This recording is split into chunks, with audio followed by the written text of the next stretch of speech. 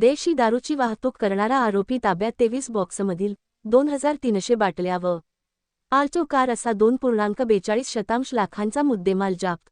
स्थानिक गुन्हे शाखेची कारवाई. पोलीस अधीक्षक अमोल तांबे यांच्या निर्देशांवर लातूर स्थानिक गुन्हे शाखेच्या पथकाने एमआयडीसी पोलीस ठाण्याच्या हद्दीत कारवाई करून देशी दारूची विनापरवाना वाहतूक करणाऱ्या एका इसमास ताब्यात घेतले असून त्याच्याकडून देशी दारूच्या 2300 बाटल्या व वाहतुकीसाठी वापरलेली आल्टो कार असा एकूण 2,42,000 रुपयांचा मुद्देमाल जप्त केला आहे.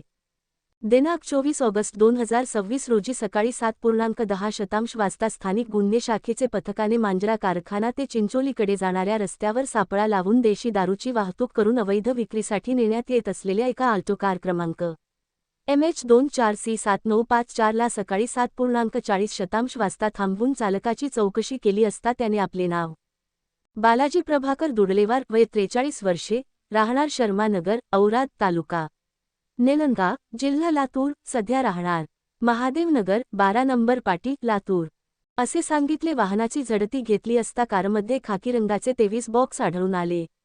प्रत्येक बॉक्समध्ये 90 ml क्षमतेच्या सिमला संत्रा देशी दारूच्या 100 सीलबंद बाटल्या आढळल्या. अशा प्रकारे एकूण 2300 बाटल्या, किंमत 92,000 रुपये, तसेच दारू वाहतुकीसाठी वापरण्यात आलेली मारुती सुझुकी आल्टो कार, किंमत 1,50,000 रुपये, असा एकूण 2,42,000 रुपयांचा मुद्देमाल जप्त करण्यात आला.